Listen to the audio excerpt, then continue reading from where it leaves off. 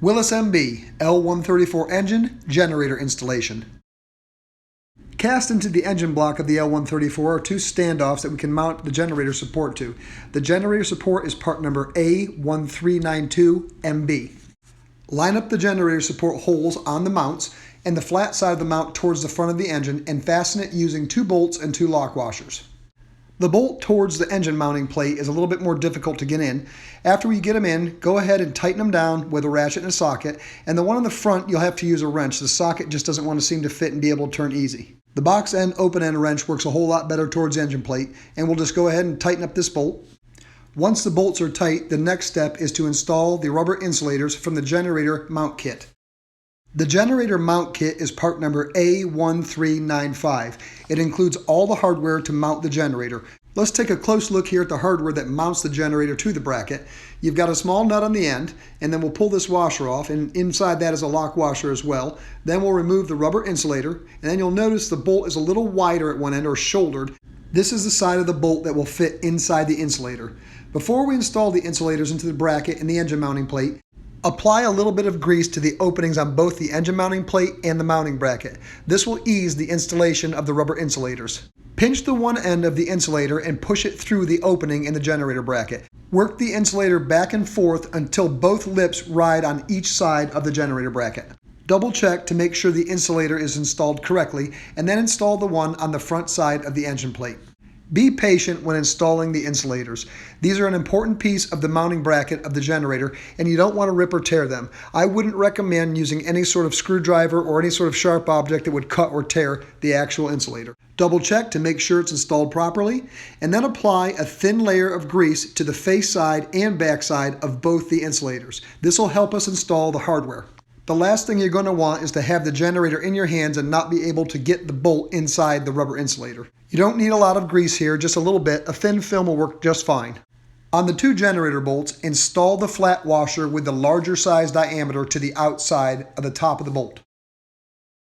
Set 1 bolt inside the insulator with the threads facing towards the rear of the vehicle, and on the engine mounting plate, the threads face towards the front of the vehicle.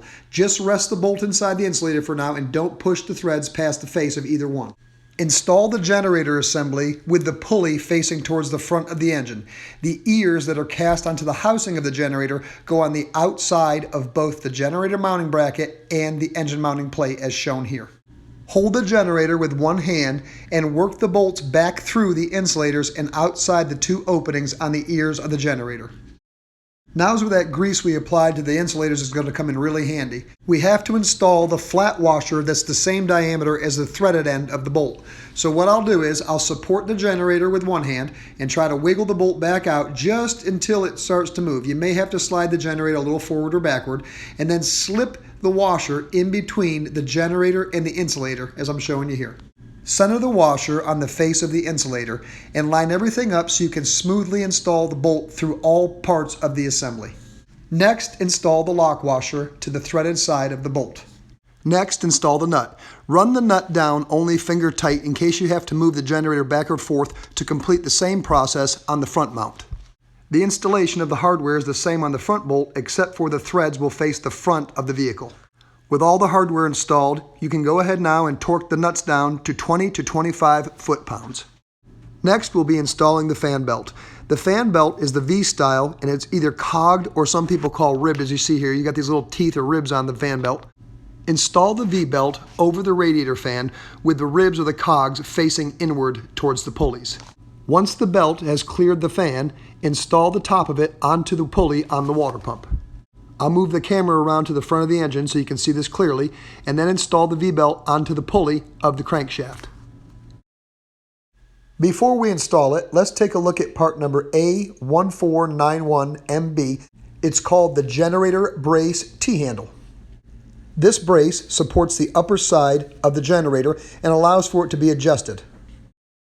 Before installing the brace, we'll want to install the bolt and the sleeve that goes on the back side of the top ear of the generator. Install the bolt and sleeve as shown here, and then tighten it down securely with a wrench.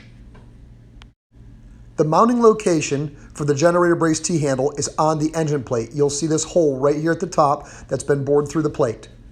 The T-handle spring, part number 1469, is installed onto a post that's on the engine plate. You have to slip the open end of the small portion of the spring around the stud and then lift it upwards. The longer hook on the spring should be facing the open end back towards the generator.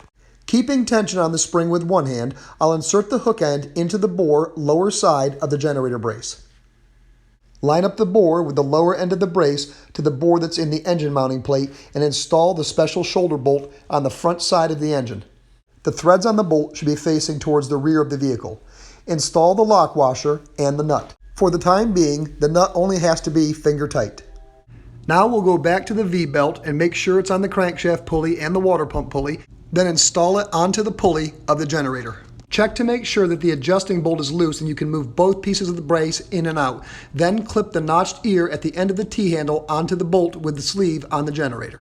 The weight of the generator itself is holding the fan belt on. This has to be adjusted, so we can do so by using our brace and just adjusting it in and out. To adjust the V-belt, you will need two separate straight edges. I'm using a simple level and a mechanic's rule. Span one straight edge from the pulley on the water pump to the pulley on the generator and find the middle, and the deflection should be about 1 inch. I'm using the mechanic's rule to push down on the belt and the 1 inch mark, and then I'm just simply taking my hand and making sure the adjustment bracket is right and hand tightening the nut. It should hold it in place. Being careful not to bump or move anything, use 2 wrenches and tighten the adjustment bolt. Then tighten the bolt that holds the brace onto the engine plate. After everything is secure and tightened, I'll use my 2 straight edges again just to double check the deflection on the fan belt. The spring tension on the brace is what holds the generator in place. Lift up on the T-handle and the generator can be moved and you can change the fan belt. However, a very interesting use of this feature was told to me by a very reliable source that it would be used during World War II to disengage the fan from spinning so that the fan wouldn't splash water up onto the engine block and the electric components during shallow water fording. I'll lock the brace onto the nut and the sleeve one last time and double check everything is tight. The generator and fan belt are installed.